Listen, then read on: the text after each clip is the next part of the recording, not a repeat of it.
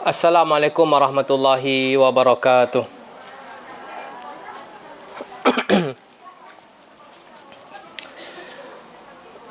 Alhamdulillahirabbil alamin. Wa usalli wa usallim ala nabiyyina Muhammadin wa ala alihi wa ashabihi wa man tabi'ahum bi ihsanin ila yaumiddin, amma ba'du. Alhamdulillah, dengan taufik dari Allah Subhanahu wa taala kita bisa mempelajari kembali, yaitu pertemuan yang kedua, mempelajari sabda-sabda Nabi Muhammad sallallahu alaihi wasallam yang berkaitan dengan masalah babus siam. Dan telah kita ketahui bahwasanya fa inna khairal huda huda Muhammadin sallallahu alaihi wasallam, karena sebaik petunjuk adalah petunjuk Nabi Muhammad sallallahu alaihi wasallam. Kemudian lagi jalih suaranya, Bu. Kemudian salawat dan salam kepada Nabi kita Muhammad sallallahu alaihi wasallam. Semoga selalu tercurahkan kepada beliau, kepada sahabat beliau, kepada keluarga beliau dan orang-orang yang mengikuti jalan beliau. Para hadirat yang dirahmati oleh Allah Subhanahu wa taala, kita lanjutkan hadisnya. Kalau bisa sampai hadis 540 kalau bisa. Baik. Kita lanjutkan hadis ke 532, yaitu berarti poin ke-7 ya. Hadis 532 berarti ini adalah poin ke-7. Apa kandungannya dalam poin ke-7 ini? Puasa sunnah. Untuk puasa sunnah boleh menghadirkan niat setelah subuh. Untuk puasa sunnah boleh menghadirkan niat untuk puasa setelah subuh. Kalau untuk puasa wajib, maka niatnya harus dihadirkan di malam hari sebelum datangnya subuh. Adapun untuk puasa sunnah, itu boleh ibu-ibu punya keinginan, ambo ingin puasa lah, misalnya lah jam 11 siang atau jam 2 setelah zuhur, contohnya, belum makan catatannya ya. Tapi kalau udah makan bakso kenyang, kemudian udah minum jus, sudah, saya akan melanjutkan puasa nanti. Enggak. Puasa sunnah ini boleh menghadirkan niatnya setelah subuh dengan catatan belum melakukan pembatal-pembatal puasa. Itu catatannya. Jadi kalau ibu-ibu sibuk bekerja, kemudian lupa makan, lupa minum, ternyata udah jam 10, ternyata udah jam 11, maka silahkan, ibu punya keinginan, dah kalau kayak gitu, ana puasa aja, tidak masalah. Selama puasa itu puasa sunnah. Taib, kita lihat hadisnya. Hadis 532. Dari Aisyah Ummul Mukminin radhiyallahu anha. Beliau berkata, beliau mengisahkan Aisyah Ummul Mukminin. Aisyah ini adalah istri seorang Nabi Muhammad sallallahu alaihi wasallam. Kemudian anak sahabat yang mulia, sahabat Abu Bakar radhiyallahu anhu. Beliau ini adalah pakar ilmunya. Beliau adalah di antara sahabiat yang ahli ilmu, tempat dijadikan rujukan oleh sahabat yang lain untuk minta keterangan dalam masalah-masalah agama. Beliau adalah pakar ilmu, dan beliau ini juga termasuk salah seorang periwayat hadis yang terbanyak. Beliau mengisahkan apa kisahnya bersama Nabi SAW. Dakhala alayya Nabi sallallahu alaihi wasallam zata yaumin. Pada suatu hari Nabi sallallahu alaihi wasallam pernah masuk ke rumahku. Faqala, kemudian Nabi mengatakan, hal indakum syai'un, wahai Aisyah, apakah kalian memiliki sesuatu, yaitu makanan? Qulna, Kami jawab, la, wahai Rasulullah, kami tidak punya makanan. Ini terjadi sama siapa? Terjadi sama makhluk yang paling mulia, yaitu Nabi Muhammad sallallahu alaihi wasallam, hamba Allah yang paling mulia.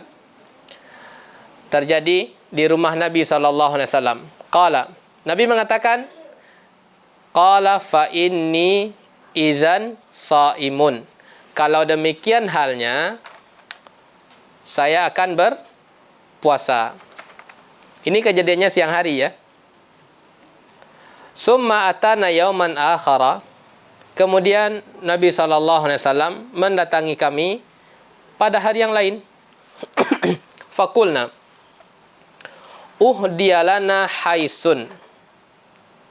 Telah dihadiahkan kepada kami hais. Hais tersebut adalah kurma yang dicampur dengan minyak samin dan susu kering, keju.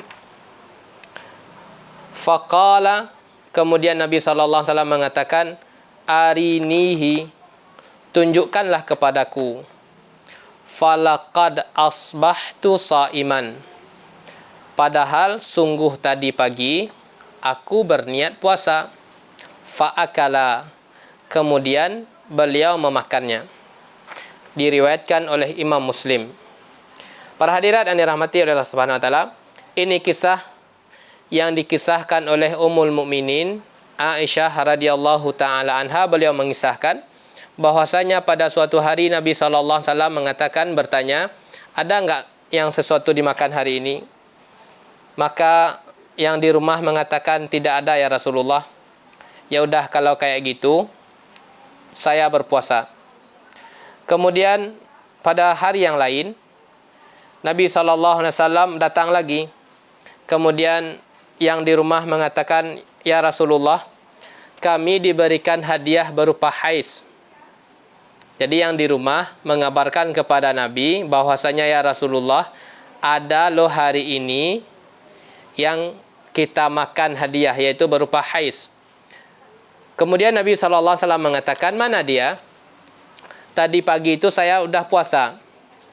Kemudian beliau memakannya. Ini kisah di dalam hadis 532. Para hadirat yang dirahmati oleh Allah Subhanahu wa taala, langsung kita lihat kepada faedah hadisnya.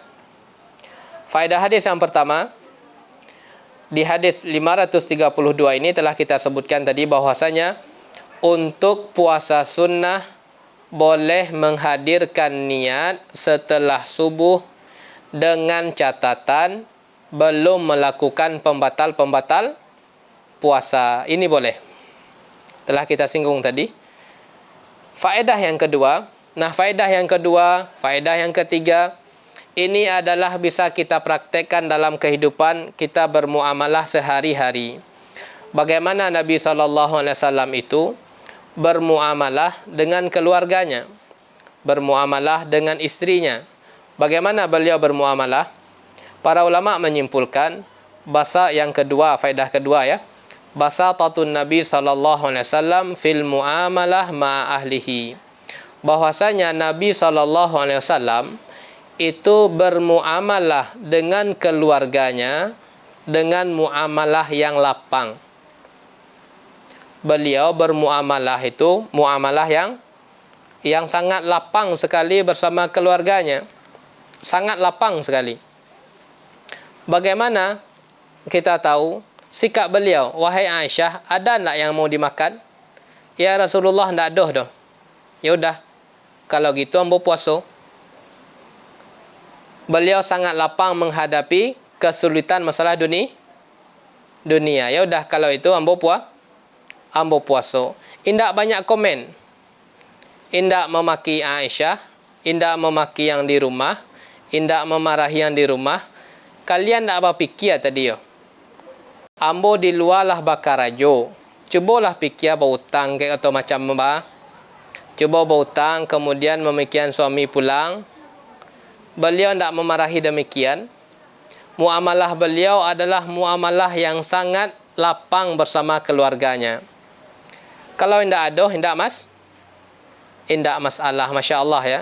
Ini kita praktekkan kita sebagai seorang suami bermuamalah dengan istrinya, dan pada waktu yang sama istri pun juga bermuamalah yang lapang dengan suaminya.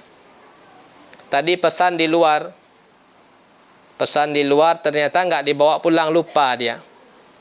Kalau sekiranya suami betulan lupa, bagaimana sikap istri? Ngomelnya Masya Allah ya. Bisa ribut dalam rumah. Tapi kalau kita tiru kepada kehidupan Nabi SAW, ya udah kalau lupa kini, besok tolong dibalik deh.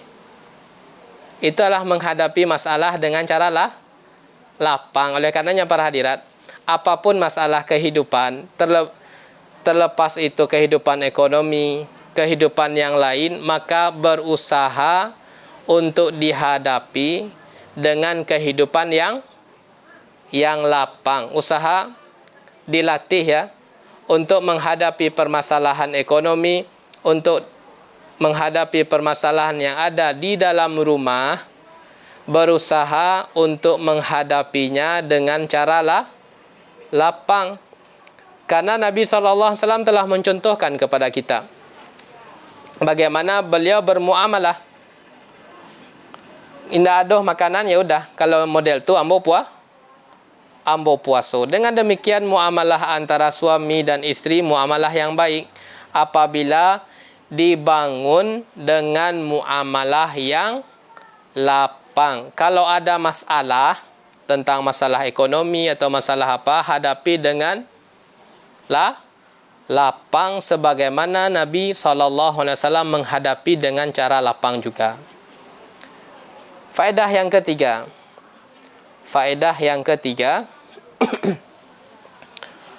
Al-baitu li rabbatil bait.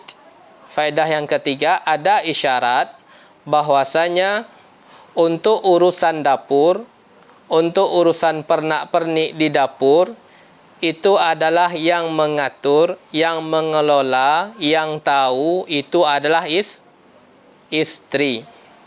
Ini ada isyarat bahwasanya untuk masalah pernak-pernik yang ada di dapur, bumbu-bumbu dan yang lain tentang masakan yang ada di dapur, ini ada isyarat bahwasanya yang mengetahui hal tersebut adalah istri. Karena Nabi SAW bertanya kepada Aisyah, wahai Aisyah, ada nggak sesuatu hari ini yang mau bisa dimakan? Beliau menyerahkan urusan makan, bertanya kepada Aisyah. Ini ada isyarat bahwasanya yang mengetahui pernak-pernik di rumah tangga tersebut adalah istri. Oleh karenanya inilah ciri-ciri istri yang baik ya. Dia mengetahui kondisi yang ada di rumahnya. Bagaimana kondisi makanan di rumah dia tahu. Ketika suaminya bertanya dia tahu. Jangan mengatakan bagaimana yang ada dimakan entah cuba silah caliak surang di belakang. Jangan seperti itu. Ada yang kurang tak? Cubalah caliak ke belakang surang. Bawang kurang tak? Contoh ya. Dah cuba caliak surang ke belakang. Atau yang lain. Nah, bagaimana Aisyah Ummul Mukminin tersebut itu mengetahui, masuk ke dalam pikiran beliau kondisi di rumah, sehingga beliau bisa menjawab, wahai Aisyah, ada yang enggak dimakan hari ini? Tidak ada, wahai Rasulullah. Berarti beliau apa? Paham. Oleh karenanya, karena ini mengamalkan sabda Nabi SAW bahwasanya perempuan tersebut adalah mas'ulatun, itu sebagai penanggung jawab yang ada di dalam rumah. Oleh karenanya, contohlah Aisyah dalam salah satu sisi ini, bahwasanya beliau mengetahui pernak-pernik kebutuhan yang ada di rumahnya. Tapi faedah yang keempat dalam hadis ini, bukan di samping bab puasa ya, ada faedah yang lain, itu adalah akhlak Nabi SAW ketika bertanya tersebut tidak memberatkan. Masya Allah. Akhlak Nabi SAW ketika beliau ingin sesuatu, beliau menggunakan kata-kata yang tidak memberatkan. Tapi beliau bertanya terlebih dahulu, wahai Aisyah, adakah sesuatu Adakah sesuatu? Ini metode beliau. Beliau tidak menggunakan kata-kata, wahai Aisyah, tolong buatkan kepada saya ini. Bisa jadi yang beliau inginkan itu tidak ada. Jadi beliau tanya dulu, ada enggak sesuatu? Baru dijawab. Kalau sekiranya beliau bertanya, tolong buatkan kepada saya, tolong buatkan untuk saya, maka ini adalah ada unsur memberatkan. Ternyata enggak ada di rumah. Maka si istri tersebut kepikiran, bagaimana ya caranya agar bisa ada. Otomatis dia akan keluar rumah untuk membelikan untuk suami yang dipesan tadi. Tapi pertanyaannya adalah, adakah sesuatu? Oleh karenanya kalau suami mengatakan ingin kopi, ada enggak kopi di rumah? Oh, enggak ada kopi doh. Ya udah, kalau enggak ada kopi, ambo minum air putih salah. Itu. Ini adalah menghadapi dengan kondisi yang lapang. Ada enggak teh habis, ya udah. Air putih salah, tolong datangan. Ini menghadapi kondisi dengan lapang. Faedah yang kelima dari hadis ini, hadis 532, ini faedah muamalah kita keseharian ya. Bahwasanya kita tersebut dianjurkan, disyariatkan untuk menerima hadiah. Baik itu hadiah berupa makanan. Kita disyariatkan untuk menerima hadiah, meskipun hadiah yang diberikan tersebut berupa makanan. Meskipun kita adalah orang paling kaya setempat itu, dikasih kepada kita hadiah, terima.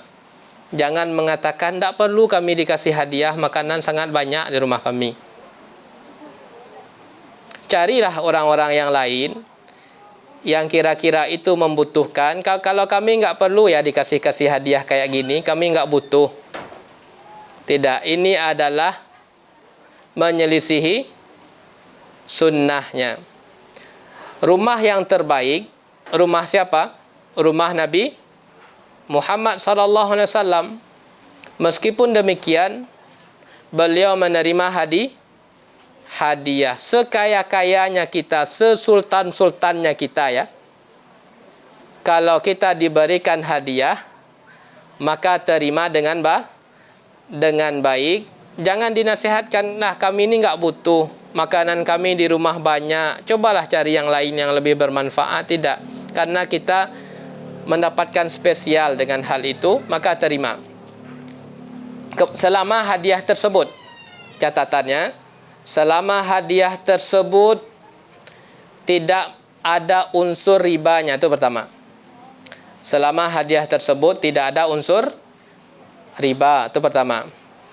Yang kedua, selama hadiah tersebut tidak ada unsur khianatnya.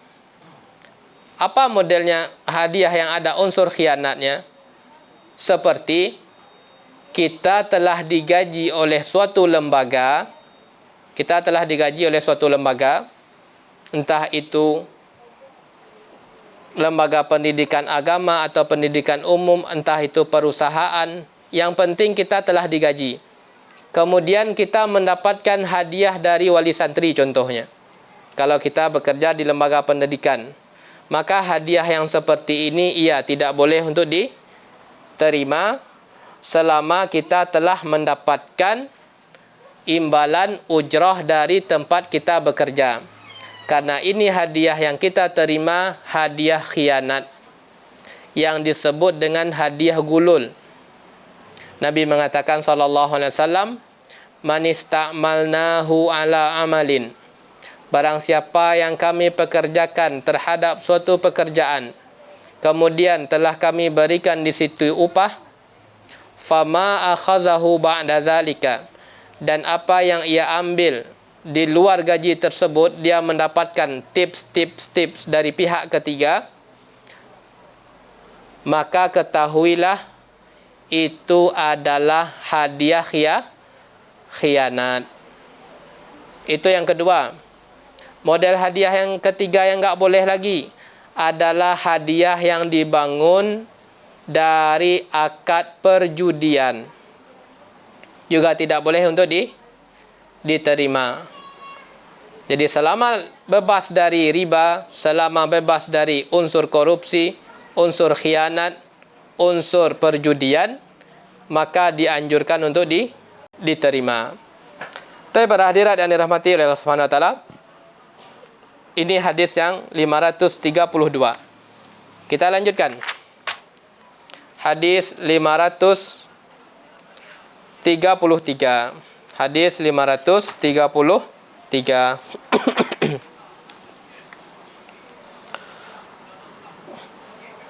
Berarti poin ke-8 ya.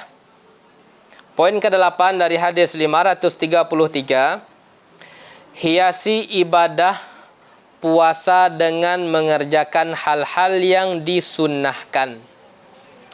Hiasi ibadah puasa dengan mengerjakan hal-hal yang disunnahkan.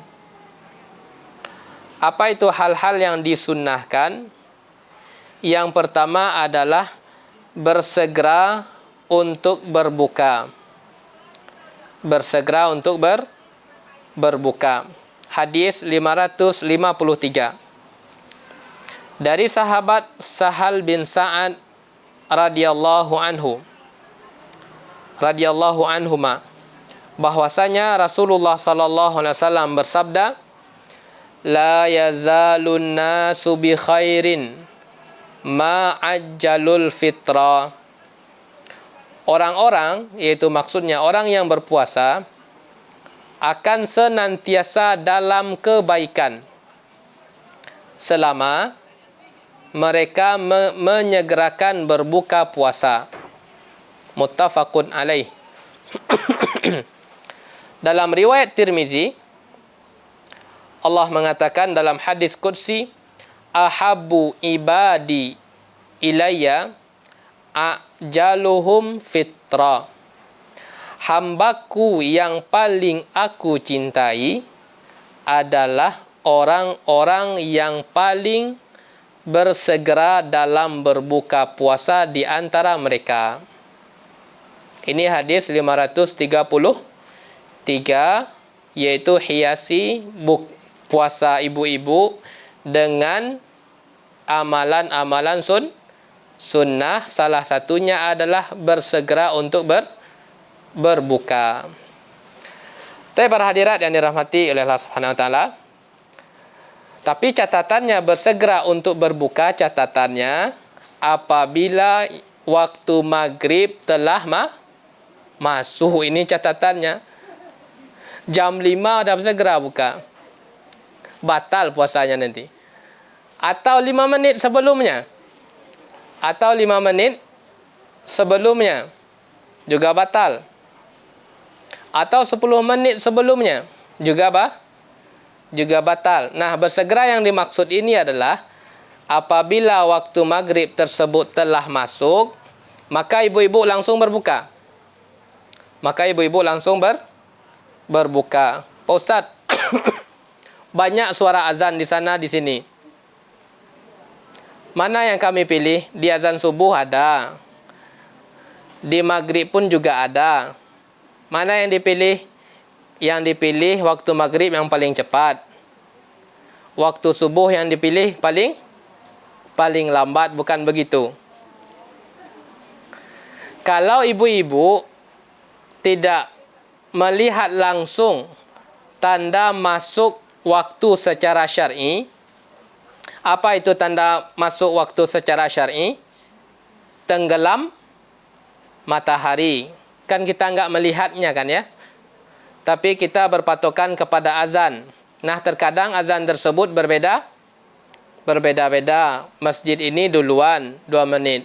Masjid ini agak telat 3 menit. Beda-beda. Manakah yang kita pakai? Kata para ulama, yajuzu an tuqallidu man tasiqu bihi. Ini kaidahnya. Maka ambillah patokan azan yang engkau kira-kira nyaman dengan, maksudnya yakin dengannya. Maka yang kita pilih adalah yang kita yakini satu aja. Contohnya Masjid X, contohnya udah. Ana patokan ana Masjid X dalam masalah maghrib, dalam masalah subuh. Di tempat lain, ana contohnya berpatokan, menjadikan patokan di Masjid Z, contohnya. Maka patokannya itu.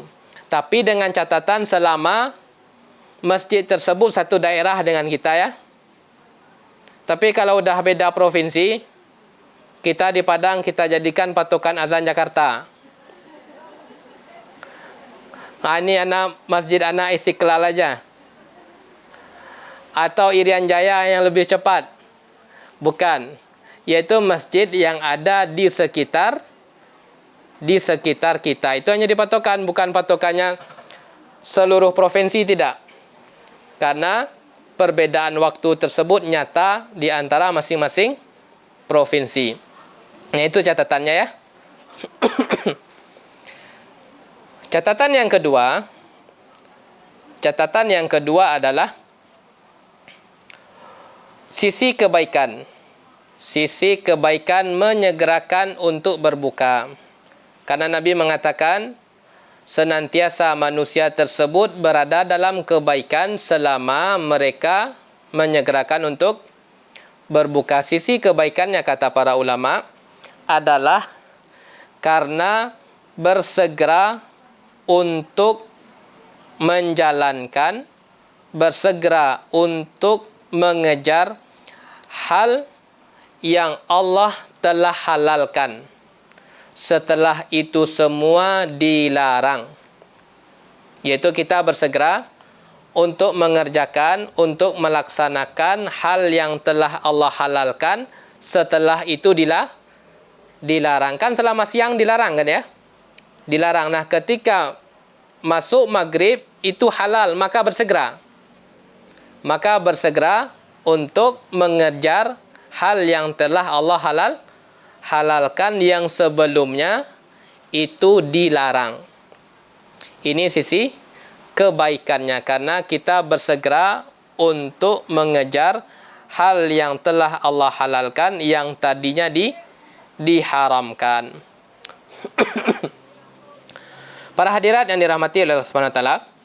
Nah, ketika kita membahas bab berbuka, itu tidak identik dengan harus makan besar ya. Berbuka identik dengan makan nasi, tidak. Ketika azan berkumandang, udah bersegera bagaimana? Ibu minum atau ibu makan satu kurma, kemudian ibu melanjutkan aktivitas, tidak masalah. Entah itu mau sholat, entah itu mau menyiapkan makanan untuk suami atau untuk keluarga, tidak masalah. Intinya ketika azan maghrib berkumandang, ibu tersebut langsung bersegera untuk berbuka. Itu dia. Kemudian untuk melanjutkan aktivitas, tidak masalah. Lanjutkan untuk menyediakan, menghidangkan makanan untuk suami, atau untuk anak, atau untuk sholat, atau aktivitas yang lain. Selama kita tersebut ketika berkumandang azan, batal puasa. Apakah harus dituntaskan selesai azan? La ilaha illallah. Tidak, ketika azan berkumandang, Allahu Akbar, maka waktu maghrib tersebut telah datang, maka boleh langsung. Tapi para hadirat yang dirahmati oleh Allah Ta'ala, nah, ada tambahan. Ingin mendapatkan tambahan kebaikan di atas kebaikan, ibu-ibu praktekkan adab makan. Praktekkan adab makan, karena berbuka tersebut identik dengan makan. Berbuka identik dengan minum. Nah, praktekkanlah adab makan, adab minum. Bersegera untuk berbuka, tapi berbukanya pakai tangan kiri. Contoh ya, bersegera untuk berbuka, tapi berbukanya berdiri. Tetapi hiasi, semakin dihias ibadah kita tersebut, kita bersegera untuk berbuka dengan tetap memperhatikan adab makan, adab minum. Baca bismillah. Karena saking bersegera, lupa bismillah. Nanti bismillah fi awalihi wa akhirihi. Udah habis, bismillah fi awalihi wa akhirihi. Nah, jadi ibu-ibu, bisa kebaikan di atas kebaikan bisa kita dapatkan. Bisa kita dapatkan kebaikan di atas kebaikan semakin kita mempraktekkan sunnah Nabi SAW, maka kita bisa mendapatkan kebaikan di atas kebaikan. Kemudian, ada suatu ibadah lain ketika menjelang berbuka adalah persiapkan doa terbaik ibu. Persiapkan doa terbaik. InsyaAllah kan Ramadan tersebut 1 bulan ya. 29 atau 30. Maka mendekati berbuka, berdoalah kepada Allah Subhanahu wa taala apa yang ibu inginkan. Apa yang ibu inginkan.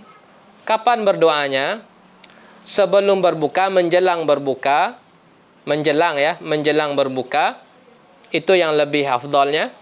Karena Nabi SAW mengatakan,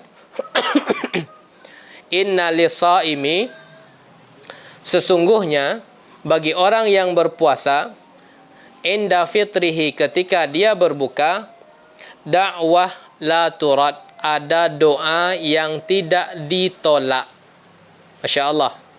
Ibu-ibu yang berpuasa di bulan Ramadan, jangan lupa untuk memperbanyak berdoa kepada Allah Subhanahu wa taala. Kemudian, di samping berbuka, agendakan ibu-ibu untuk punya agenda. Saya adalah keinginan untuk memberikan perbukaan kepada orang lain. Agak sekali tak masalah. Perbukaan mungkin 20,000 satu paket, tak masalah. Agar apa? Agar kita mendapatkan pahala lebih. Pahala tambahan. Agendakan. Mungkin tak sekali atau tak 2 kali selama sebulan. Agendakan ikut paket. Karena Nabi SAW mengatakan, Man fattara sa'iman, barang siapa yang memberikan iftar kepada orang yang sedang berpuasa, kana lahu, maka baginya, mislu ajrihi, dia mendapatkan pahala yang sama seperti orang yang puasa tadi. Ghaira annahu la yunqasu min ajri sa'imi syai'a. Akan tetapi, pahala yang berpuasa tersebut tidak kurang. Berarti sama pahala antara orang yang berpuasa dengan orang yang memberikan perbukaan untuk orang yang berpuasa. Agendakan mungkin tak sekali, mungkin tak 2 kali. Kalau bisa 30 hari tak masalah, itu lebih bagus. Kalau bisa perharinya 500 lebih bagus. Tapi ada agenda untuk memberikan perbukaan kepada orang yang berpuasa untuk menambah kebaikan di atas kebaikan. Nah, ini konsep beramal. Salah satunya kebaikan di atas kebaikan.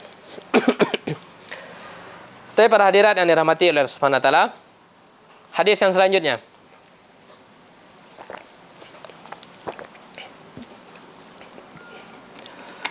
Hadis 534. Hadis 534. Berarti poin yang ke-9. Poin yang ke-9. Hadirlah di waktu sahur untuk bersahur. Hadirlah di waktu sahur untuk bersahur. Hadisnya dari sahabat Anas bin Malik. Hadisnya dari sahabat Anas bin Malik radhiyallahu anhu. Beliau berkata, Rasulullah sallallahu alaihi wasallam bersabda, "Tasahharu fa inna fis sahuri barakah." Makan sahurlah kalian, karena sesungguhnya di dalam sahur tersebut terdapat keberkahan. Muttafaqun alaih. Hadisnya diriwayatkan oleh Imam Bukhari dan Imam Muslim. Ini hal yang disunahkan yang kedua. Ini hal yang disunahkan yang kedua, ibu-ibu hadir di waktu sahur untuk bersahur, bukan untuk berbuka. Hadir di waktu sahur untuk bersahur. Taib. Kapan itu waktu sahurnya dimulai? Poin yang pertama, kapan waktu sahur itu dimulai? Al-Imam Nawawi rahimahullah mengatakan, waktu sahur tersebut dimulai tengah malam turun. Setelah tengah malam ke bawah, itu telah datang waktu sahur. Berarti, kalau sekiranya makannya jam 11 malam dilebihkan, uni kok banyak nak makan, uni kok telah berlebihan untuk sahur biswa. Apakah sah dianggap sebagai makan sahur? Jawabannya tidak. Disebabkan waktunya belum masuk. Waktunya masuk, itu adalah pertengahan malam tu turun. Jadi kalau makannya jam 4 subuh, udah dihukumi makan sahur? Sudah. Karena waktunya sudah masuk. Itu yang pertama. Yang kedua adalah apa yang dimakan ketika sahur. Yang dimakan ketika sahur itu tidak mesti berupa makanan besar menurut istilah kita. Harus makan nasi, tidak. Ibu-ibu yang tidak bisa, mungkin nggak bisa makan di waktu sahur, coba cari makanan yang lain. Dah nggak bisa makan yang lain pun, maka minum air. Yang penting ada yang kita konsumsi, baik berupa makanan, baik berupa minuman. Entah itu seteguk air, nak masalah. Maka raih keberkahan tersebut dengan hadir di waktu sahur. Mungkin 1 teguk air sengaja untuk bangun, atau 2 teguk air, atau 1 suap makanan, atau 2 suap makanan, atau 1 potong roti, atau beberapa biji kurma hadir di situ dalam rangka untuk mendapatkan keberkahan. Keberkahannya dari sisi apa? Keberkahan yang pertama dari sisi imtisalu li amrin Nabi SAW. Sisi keberkahannya yang pertama adalah karena mengikuti petunjuk Nabi SAW. Semakin orang tersebut mengikuti petunjuk Nabi SAW, maka hari-hari dan waktunya tersebut waktu yang diberkahi. Waktu yang diberkahi, itu sisi yang pertama. Sisi berkah yang kedua adalah aunan ala ta'atillah, yaitu bisa membantu lebih kuat untuk mengerjakan ketaatan kepada Allah. Dan ini kan realita ya. Beda antara orang yang tidak makan sahur dengan orang yang makan sahur.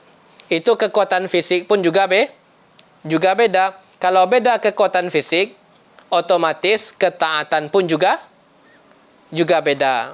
Oleh karenanya hadir di waktu sahur untuk mencapai keberkahan ini.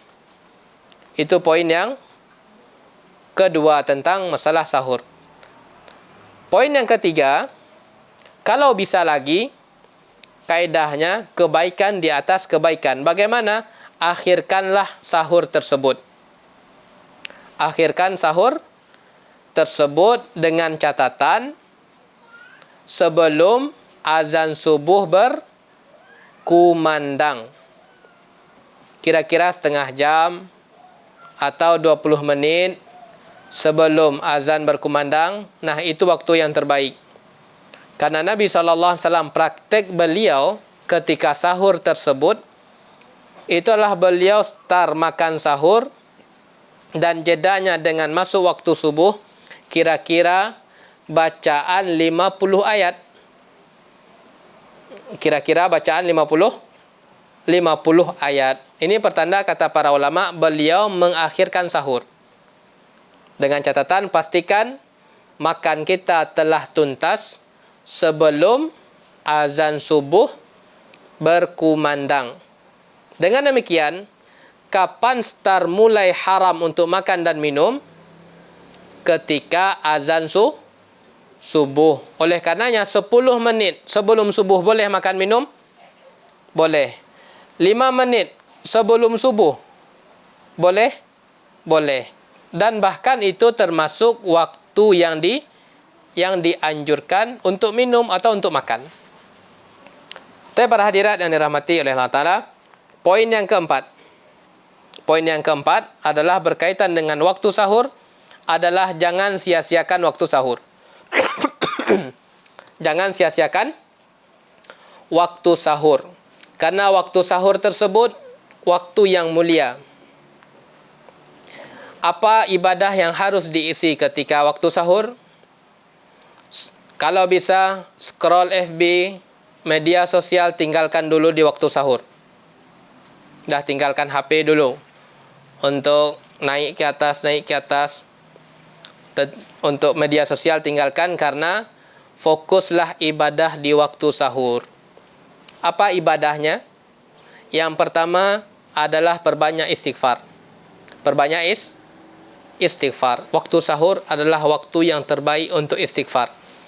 Oleh karenanya ibu-ibu mungkin yang masak ya di sahur itu bisa sedang masak istighfar. Karena Allah memuji orang-orang yang beristighfar ketika sahur. Di waktu sahur Allah mengatakan di dalam surat Az-Zariyat ayat 18, wabil ashari hum yastaghfirun. Di waktu sahur, di akhir-akhir malam, hum yastaghfirun. Mereka meminta ampun kepada Allah Subhanahu wa taala. Ini ibadah jangan dilupakan. Ketika sahur, perbanyak istighfar. Ibu telah makan contohnya, telah makan sahur dah, perbanyak istighfar. Astaghfirullah wa atubu ilaik sampai subuh datang. Atau sebelum makan sahur. Amalan yang kedua adalah perbanyak doa.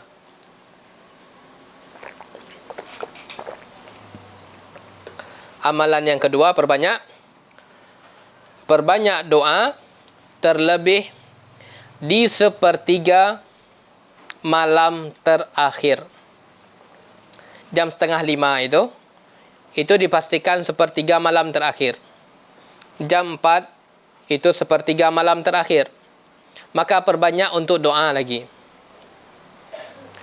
Karena Nabi SAW mengatakan, yanzilu rabbuna ila sama'id dunya. Rabb kami turun ke langit dunia. Hina yabqa sulusul al-akhir. Ketika tersisa sepertiga malam terakhir. Kemudian Allah mengatakan, man yastaghfiruni, barang siapa yang meminta ampun kepadaku. Perbanyak tadi kita katakan di waktu sahur, perbanyak minta ampun kepada Allah Ta'ala. Man yastaghfiruni, barang siapa yang memintakan ampun kepadaku, istighfar kepadaku, fa'aghfiralahu, maka akan aku ampuni. Wa man yas'aluni, barang siapa yang meminta kepadaku, fa'u'tiyannahu, maka akan aku beri. Oleh karenanya para hadirat sekali lagi, di waktu sahur, waktu yang mulia, perbanyak istighfar, perbanyak doa.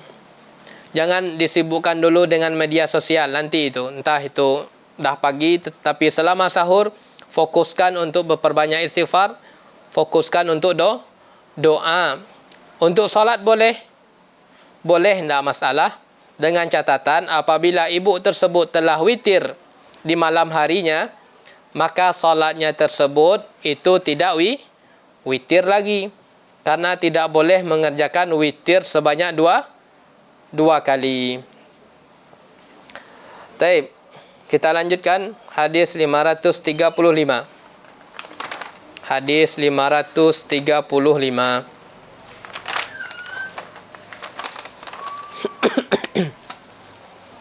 Poin yang ke-10 berarti.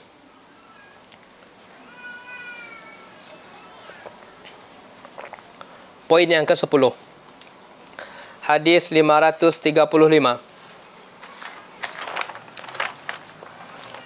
Dari sahabat Salman bin Amir Ad-Dabbi radhiyallahu anhu, dari Nabi SAW, beliau bersabda. Berarti poin ke-10 itu adalah awalilah berbuka dengan kurma atau air putih. Awali berbuka tersebut dengan kurma atau air putih. Hadisnya, idza aftara ahadukum falyuftir ala tamrin fa illam yajid falyuftir ala ma'in fa innahu tahurun. Apabila salah seorang dari kalian berbuka puasa, maka hendaknya dia berbuka dengan kurma. Jika dia tidak mendapatkannya, tidak ada kurma di rumah, maka hendaklah dia berbuka dengan air. Karena sesungguhnya air itu mensucikan.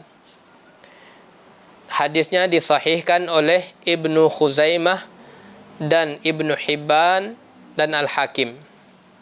Ini poin ke-10 di hadis 535. Awalilah berbuka dengan kurma atau air putih. Ini dianjurkan, disunnahkan. Pilihannya para hadirat, pilihannya hanya 2. Yang pertama, kurma. Yang kedua, air putih, itu yang afdal ya. Taib, bolehkah ambo babuko dengan cindua? Boleh. Boleh memulai, mengawali berbuka dengan sate? Boleh, tidak masalah. Tapi yang afdalnya apa? Yang afdalnya adalah kurma atau air putih. Nah, bukan manis-manisan ya. Pilihannya cuma 2, kurma, kalau tidak air putih. Manis-manisan nggak masuk kategori. Manis-manisan boleh, silahkan. Tapi tidak dianjurkan untuk didahului berbuka kita. Yang hanya anjuran sejenis kurma, kemudian air putih. Kalau itu tidak ada, yaudah berbuka dengan yang lain. Hikmahnya diteliti oleh para kedokteran ya. Itu pada kurma, pada air putih tersebut, itu sangat pas untuk lambung kita yang tadinya kosong. Ini kata para peneliti, kurma dan air putih tersebut itu sangat pas dengan lambung perut kita yang sedang kosong. Kalau tidak dapat, maka tidak masalah. Tapi usahakan untuk memulai berbuka kita dengan kurma ataupun air putih. Dengan demikian para hadirat, ibadah puasa tersebut semakin bertambah pahala yang kita dapatkan, Masya Allah ya, apabila kita berpuasa dengan ilmu. Masya Allah. Ibadah puasa itu akan bisa semakin bertambah apabila kita menjalani ibadah puasa dengan ilmu. Taib. Kita lanjutkan hadis 536. Targetnya masih panjang ini. Hadis 536.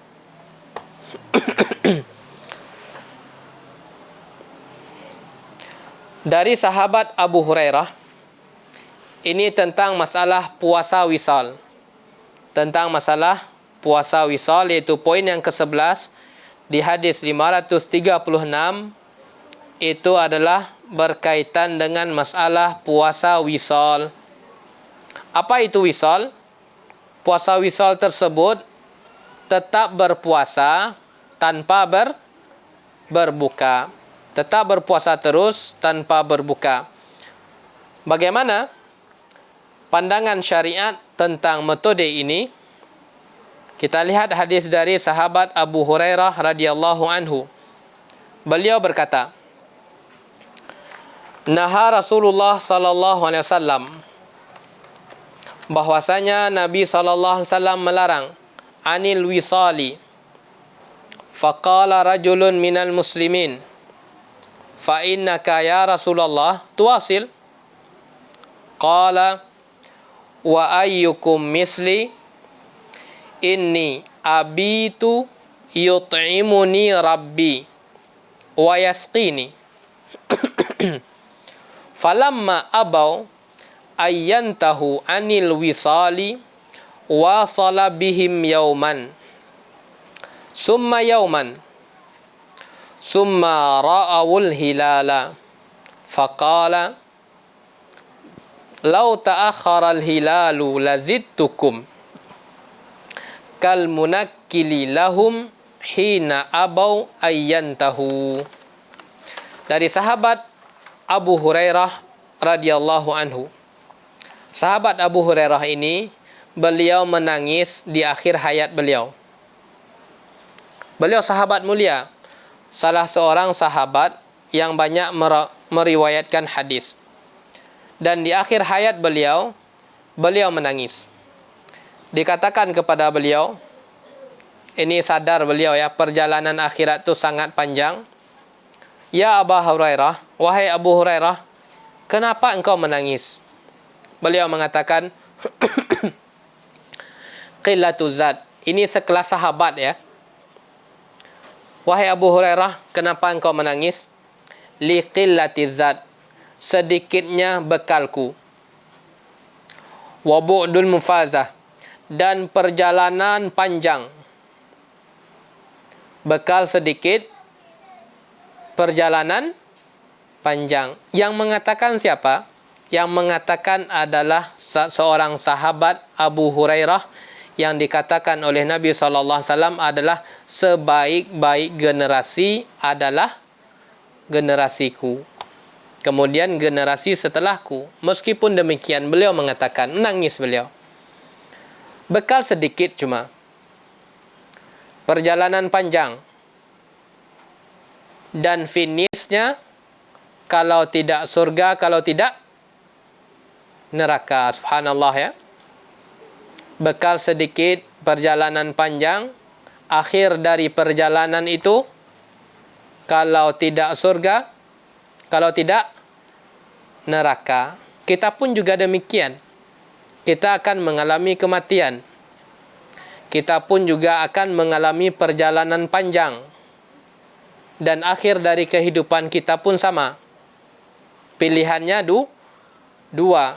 Surga satu, neraka satu. Oleh karenanya, kita gunakan waktu-waktu kita untuk memperbanyak bekal menuju kampung akhirat. Yaitu dengan ketakwaan, dengan amalan-amalan ketaatan, kemudian perbanyak istighfar. Kemudian perbanyak istighfar. Istighfar itu para hadirat sangat penting sekali. Kenapa? Karena kita tersebut sering melakukan kesalahan. Oleh karenanya, hapuslah dengan istighfar. Baik, hadisnya kita baca. Rasulullah SAW melarang puasa wisal. Yaitu puasa wisal itu puasa terus-menerus tanpa berbuka. Dilarang oleh Nabi. Lalu seseorang dari kaum muslimin berkata, akan tetapi sesungguhnya engkau wahai Rasulullah melakukan puasa wisal. Kemudian beliau menjawab, wahai Rasulullah, engkau melarang, tapi engkau melakukan puasa wisal tadi. Beliau mengatakan, siapakah di antara kalian yang sama denganku? Ada tidak yang sama dengan lembu kini kuah? Dari mana sisi perbedaannya? Beliau dengan selain beliau, ini sisi perbedaannya. Beliau bersabda, sesungguhnya di malam hari, aku diberi makan dan minum oleh Rabbku. Ini sisi bedanya. Beliau, Nabi SAW, itu puasa terus-menerus tanpa berbuka tidak masalah, disebabkan beliau di malam hari diberi makan dan minum oleh Allah Subhanahu wa taala. Ketika mereka enggan untuk berhenti dari puasa wisal, sebagian mereka tetap juga pengen untuk puasa wisal. Beliau melakukan puasa wisal bersama mereka sehari.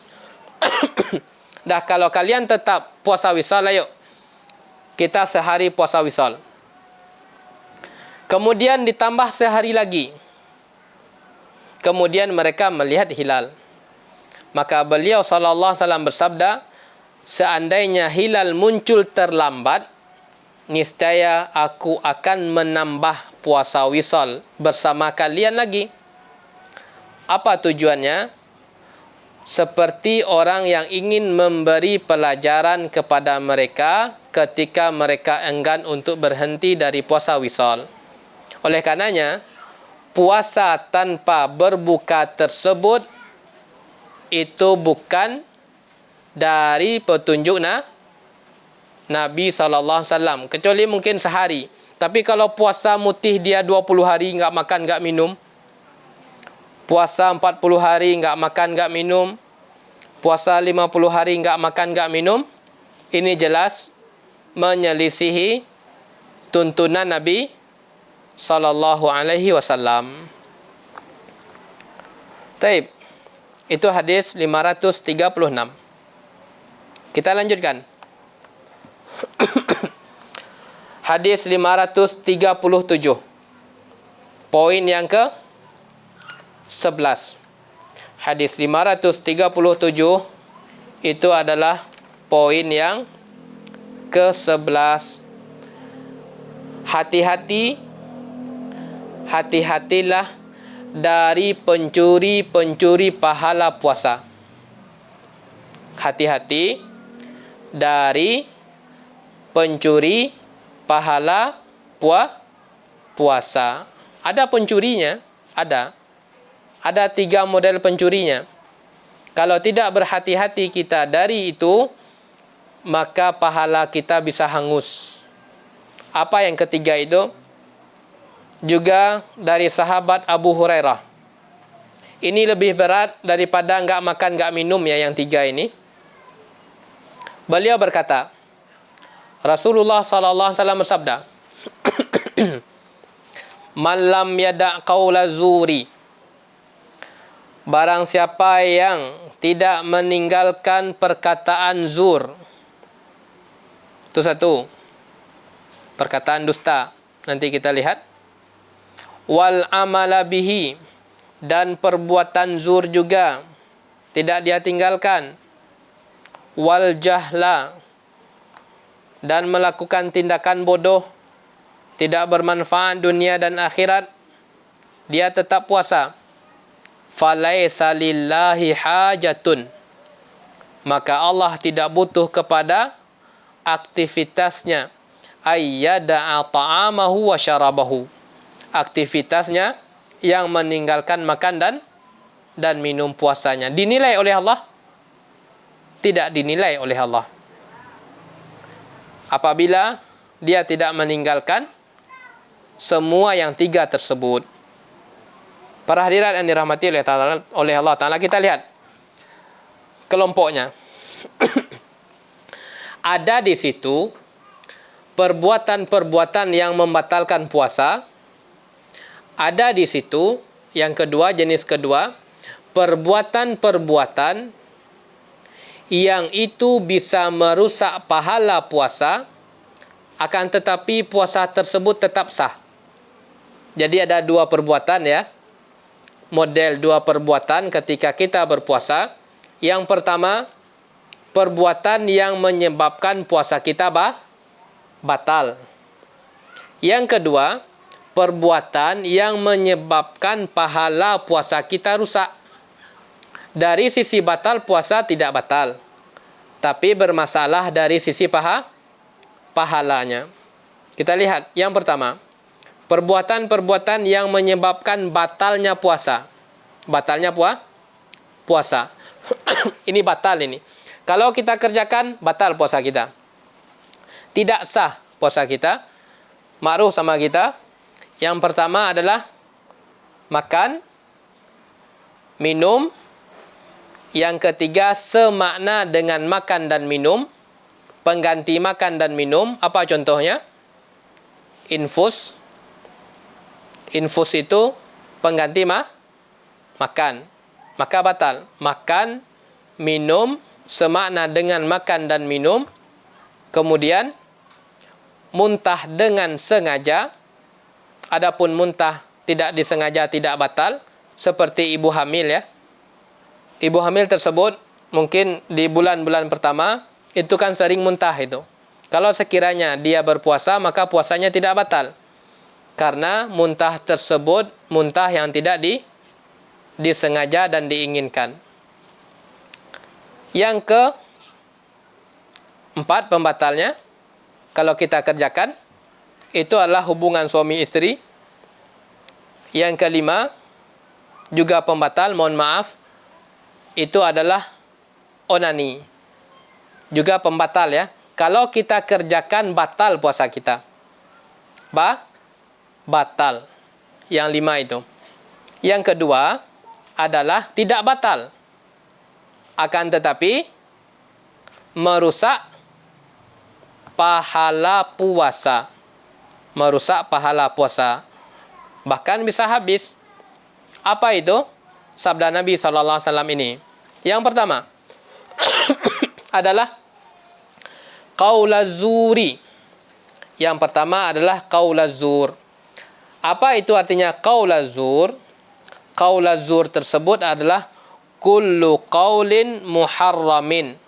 Setiap perbuatan yang haram. Apapun jenis perkataan yang haram, itu namanya qaulazur. Contohnya apa? Berdusta. Oleh karenanya, ketika kita sedang berpuasa, jauhkan dari dusta.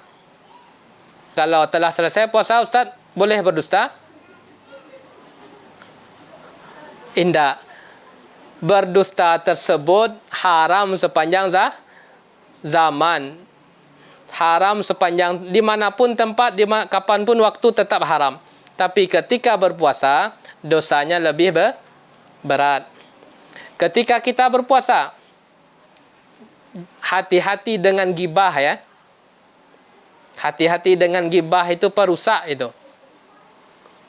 Ketika kita berpuasa, hati-hati dengan kata-kata kasar kepada orang lain, terlebih orang tua kita. Atau kepada suami kita. Atau kepada ibu kita. Atau kepada ayah kita. Hati-hati berbohong. Lai lama satenya ko ni, woi lama mana mah. Ternyata tidak sesuai dengan realita. Hati-hati, tahan ya, tahan ketika puasa. Saya harus menahan lisan, menahan lidah. Ditahan. Ini harus betul-betul dikendalikan. Lidah kita tidak berucap kecuali ucapan yang baik. Ini lebih berat daripada menahan dari makan dan minum. Menahan lisan yang pertama. Yang kedua adalah al-amaluzur. Apa itu amaluzur? Yaitu kullu fi'lin muharramin. Setiap perbuatan yang diharamkan selama puasa dan di bulan puasa ditinggalkan. Selama puasa lebih malahan. Perbuatan-perbuatan yang Allah haramkan, baik itu dari sisi ibadah, baik dari itu dari sisi muamalah, maka tinggalkan. Sumbernya itu semua terkadang menyatu pada media sosial. Kembali lagi kepada media sosial lagi. Terkadang dalam media sosial tersebut ada aurat yang tidak tertutup, ada kata-kata yang tidak baik, macam-macam lah. Oleh karenanya, minimalisir penggunaannya, karena dia bisa jadi sebagai pencuri-pencuri pahala. Hati-hati.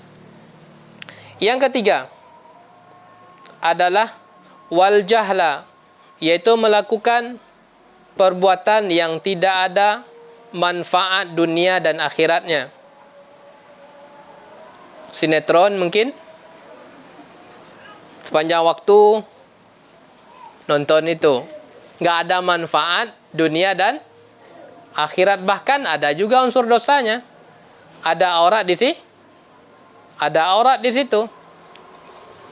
Selagi kosong, itu yang kita lihat, maka ini bermasalah dengan pahala. Oleh karenanya Nabi SAW mengatakan, rubba sa'imin laisa nasibahu minas siyami ilal ju'i wal atash. Betapa banyaknya orang yang berpuasa namun subhanallah ya, bagian yang dia dapatkan dari puasa hanya haus dan lapar. Hanya haus dan lapar. Ketika puasa lidah jalan. Ketika puasa lidah gampang untuk berkata-kata yang bertentangan dengan syariat. Mata kita, oleh karenanya kita harus berpuasa dengan puasa yang Allah inginkan. Usahakan diri kita jauh dari perkataan yang haram, perbuatan yang haram, dan perbuatan-perbuatan yang tidak membawa manfaat dunia dan akhiratnya. Tapi para hadirat yang dirahmati oleh Allah Ta'ala, sampai di sini dulu.